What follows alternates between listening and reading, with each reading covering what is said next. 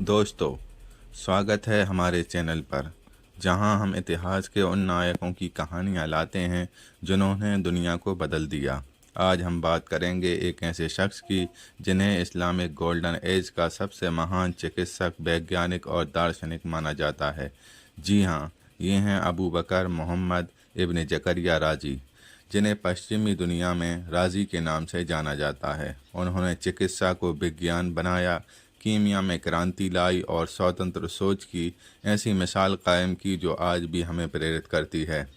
तो तैयार हो जाइए राजी के जीवन की इस रोमांचक, प्रेरणादायक और ज्ञानवर्धक यात्रा के लिए। अगर आपको इतिहास, विज्ञान या प्रेरणादायक कहानियाँ पसंद हैं तो इस वीडियो को अंत तक देखें। अबू बकर राजी का जन्म 865 ईस्वी में फारस, आज के ईरान के रे शहर में हुआ था। रे उस समय इस्लामिक दुनिया का एक प्रमुख सांस्कृतिक, वैज्ञानिक और व्यापारिक केंद्र था, जो बगदाद और निशापुर जैसे शहरों के साथ ज्ञान का गढ़ माना जाता था। यह वह दौर था जब अब्बासिद खलीफा का शासन था और इस्लामिक गोल्डन एज अपने चरम पर था। बगदाद का बैतुल उल हिकमा दुनिया भर के विद्वानों को आकर्षित कर रहा था। राजी का प्रारंभिक जीवन संगीत के रंगों में रंगा था। वो एक कुशल संगीतकार थे और ऊद जैसे वाद्य यंत्रों को बजाने में माहिर थे। लेकिन जल्द ही उनकी रुचि कीमिया, एल्कीमी की ओर मुड़ी, जो उस समय धातुओं को सोने में बदलने और अमरता के रहस्य खोजने का विज्ञान माना जाता था। राजी ने कीमिया पर कई प्रयोग किए, लेकिन इन प्रयोगों में जहरीले रसायनों जैसे पारा के संपर्क में आने से उनकी आंखों को नुकसान हुआ। इस घटना ने उनके जीवन का रुख बदल दिया। लगभग 30 साल की उम्र में राजी ने चिकित्सा और दर्शन शास्त्र की पढ़ाई शुरू की। उनके गुरु अली इब्न सहल रब्बन अल तबारी ने, जो एक प्रसिद्ध चिकित्सक और विद्वान थे, अल तबारी ने राजी को यूनानी चिकित्सकों जैसे हिप्पोक्रेट्स और गैलेन के कार्यों से परिचित कराया। साथ ही भारतीय और फारसी चिकित्सा पद्धतियों का भी ज्ञान दिया। राजी की तेज बुद्धि और जिज्ञासा ने उन्हें जल्द ही अपने समय के सबसे विद्वान चिकित्सकों में से एक बना दिया। राजी को चिकित्सा के इतिहास में एक क्रांतिकारी शख्सियत माना जाता है। उन्होंने चिकित्सा को एक तर्क संगत और अवलोकन आधारित विज्ञान बनाया। आइए उनके प्रमुख योगदानों पर गहराई से नज़र डालें। चेचक और खसरे का वैज्ञानिक अध्ययन। राजी ने चेचक और खसरे को पहली बार अलग अलग बीमारियों के रूप में पहचाना। उनकी किताब अल जदरी व अल हसबा चेचक और खसरे पर पुस्तक है। चिकित्सा इतिहास में मील का पत्थर साबित हुई। इसमें उन्होंने इन बीमारियों के लक्षण, प्रगति और उपचार का विस्तृत वर्णन किया। यह पहली बार था जब किसी ने इन बीमारियों का वैज्ञानिक विश्लेषण किया। इस किताब का 40 बार अनुवाद हुआ और यह 1498 से 1866 तक पूरे यूरोप के मेडिकल स्कूलों में पढ़ाई गई। विश्व स्वास्थ्य संगठन ने इसे पहला वैज्ञानिक शोध माना। किताब अल-हावी चिकित्सा का विश्वकोश। राजी की सबसे महत्वपूर्ण रचना है किताब अल-हावी, जिसे लैटिन में कॉन्टिनेंट्स कहा जाता है। यह 23 खंडों का विशाल चिकित्सा विश्वकोश था, जिसमें राजी ने अपने नैदानिक अवलोकन यूनानी, भारतीय और फारसी चिकित्सा का समावेश किया। इसमें हर बीमारी के लक्षण, निदान और उपचार का वर्णन था। साथ ही उनके अपने मरीजों के केस स्टडीज भी शामिल थे। यह किताब मध्य युग में यूरोप के मेडिकल स्कूलों की आधारशिला बनी और 18वीं सदी तक पढ़ी गई। सर्जरी और निश्चेतक का उपयोग। राजी ने सर्जरी के क्षेत्र में भी महत्वपूर्ण योगदान दिया। उन्होंने पहली बार अफीम को निश्चेतक के रूप में इस्तेमाल किया, जिससे सर्जरी के दौरान मरीज को दर्द से राहत मिली।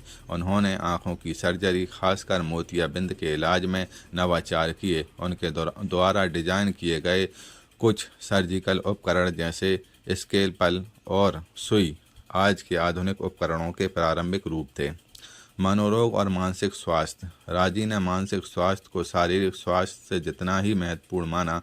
उन्होंने बगदाद के अल अदूदी अस्पताल में पहला मनोरोग वार्ड स्थापित किया, जहां मानसिक बीमारियों से पीड़ित मरीजों का इलाज किया जाता था। उन्होंने मरीजों के साथ दयालु और मानवीय व्यवहार पर जोर दिया, जो उस समय के लिए क्रांतिकारी था। उनकी किताब अल तिब अल रूहानी में उन्होंने मानसिक स्वास्थ्य को बेहतर बनाने के लिए नैतिकता और आत्मनियंत्रण पर जोर दिया। नैदानिक अवलोकन और रिकॉर्डिंग कीपिंग। राजी पहले चिकित्सक थे जिन्होंने मरीजों के लक्षणों और उपचारों का व्यवस्थित रिकॉर्ड रखा। वो अपने मरीजों के केस स्टडी लिखते थे, जो आज की मेडिकल केस हिस्ट्री का प्रारंभिक रूप था।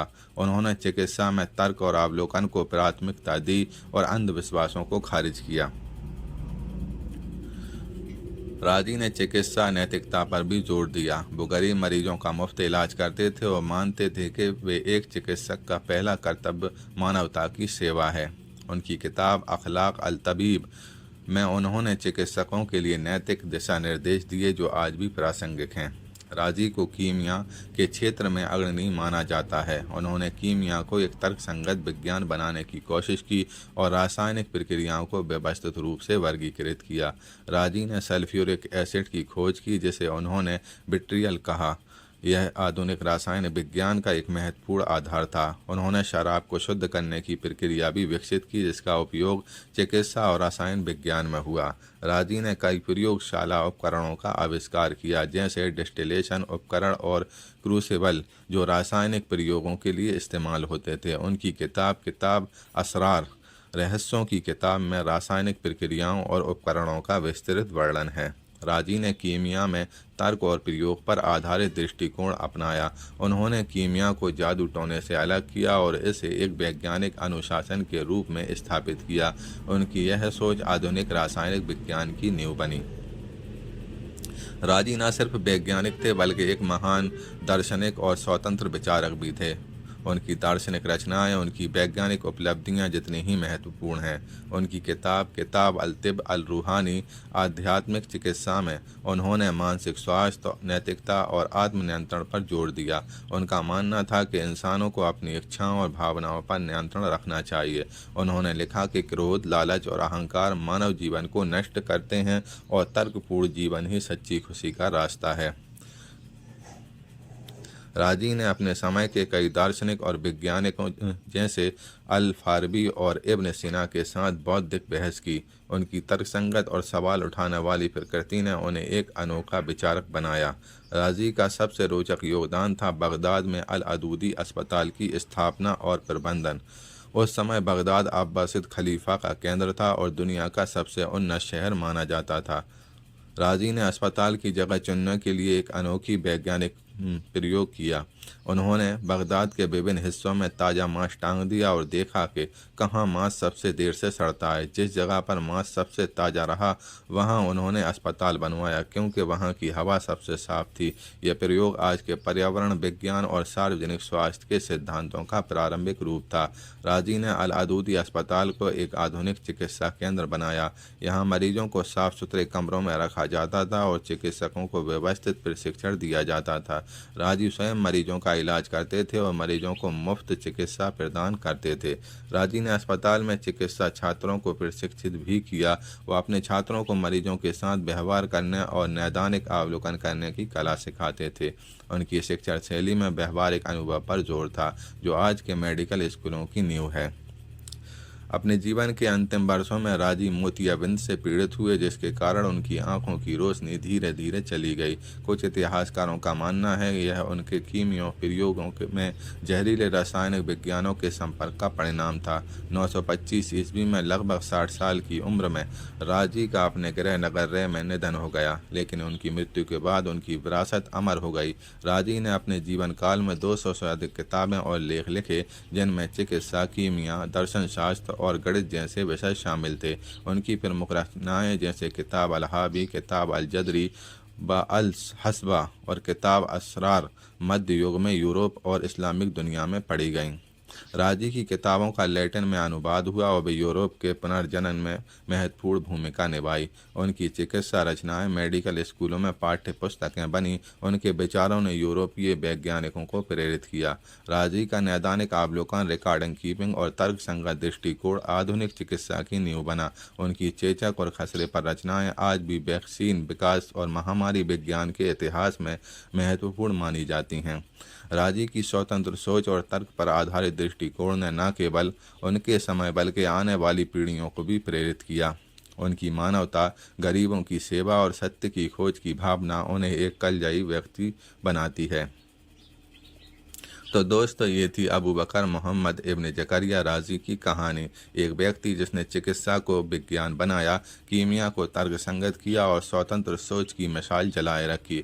उनकी कहानी हमें सिखाती है कि सच्चाई की खोज में हिम्मत, तर्क और मानवता की ज़रूरत होती है।